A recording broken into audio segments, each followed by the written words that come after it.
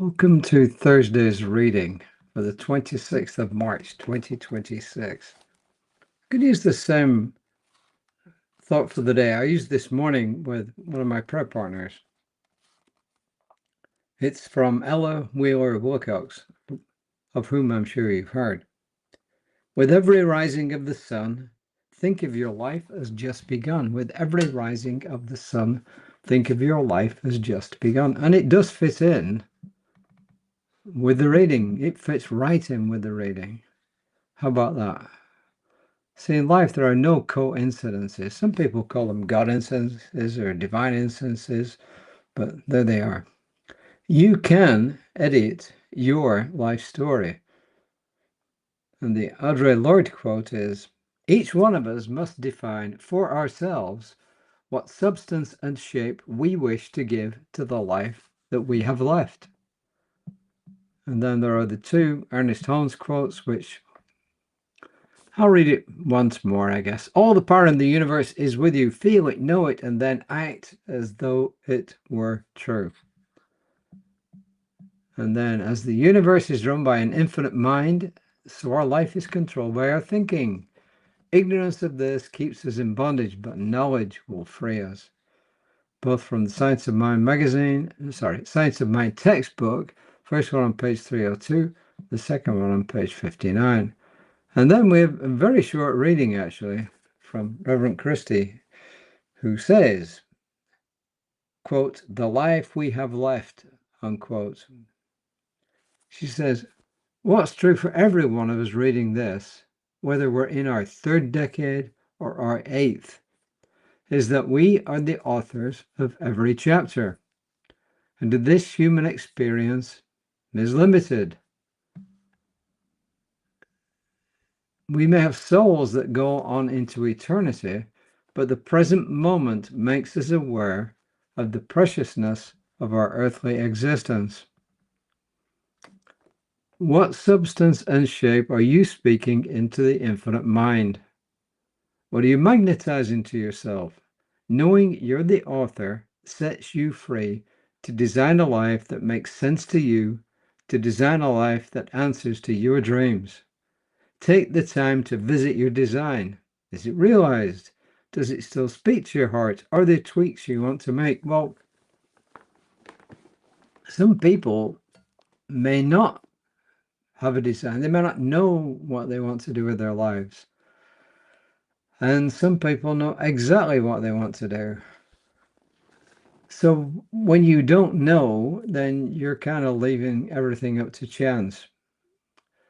This is a tricky subject in New Thought, because there's a big difference between telling people, look, you have the power within you to shape your life in the future, than telling people that they're responsible for what's happened to them up to now, because it's complicated.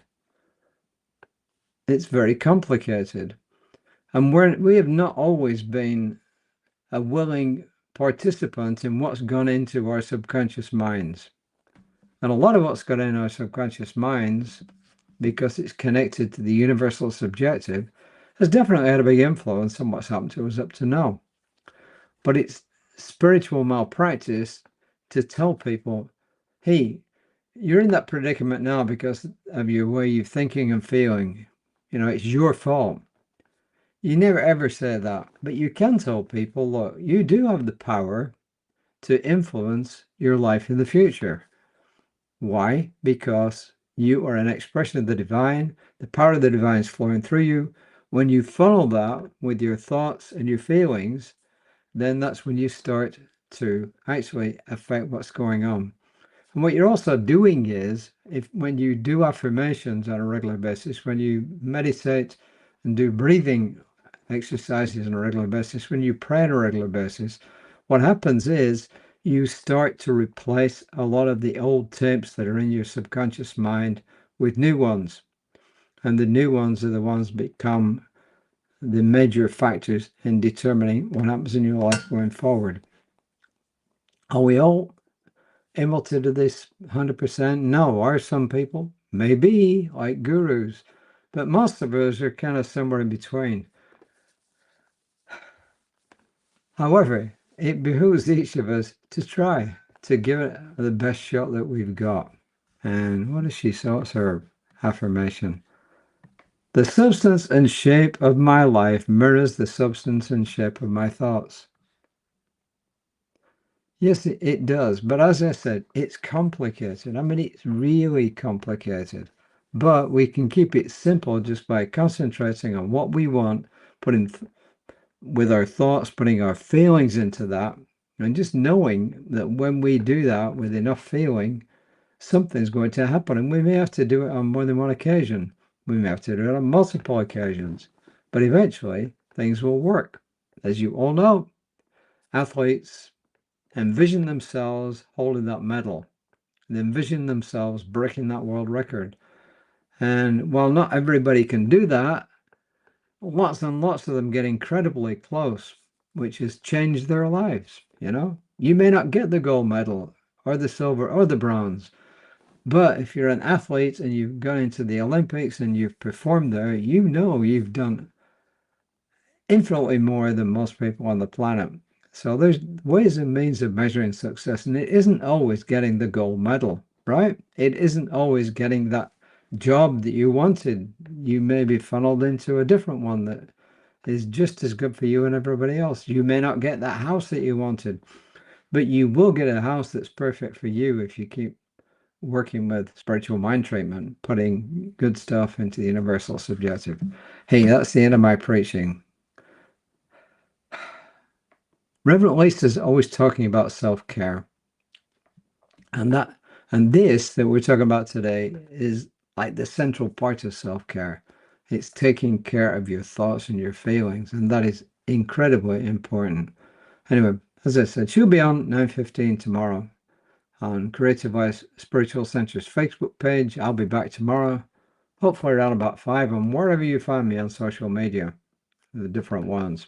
So, and just a brief reminder, the World Religions class, which I will be leading, begins on April 16, and we're getting more people join all the time, and I think it's a good class, and I can claim that because in essence, none of the material is mine. I've had to go out and research it and just pull it together. My late great mentor, Bob Proctor, when he was teaching stuff, said, I've got license to brag about all this because none of it's mine. That's one thing of him I'll always remember. I got license to brag about this because none of it is mine. So the substance and shape of my life mirrors the substance and shape of my thoughts. And my friends, we will end with that. Namaste.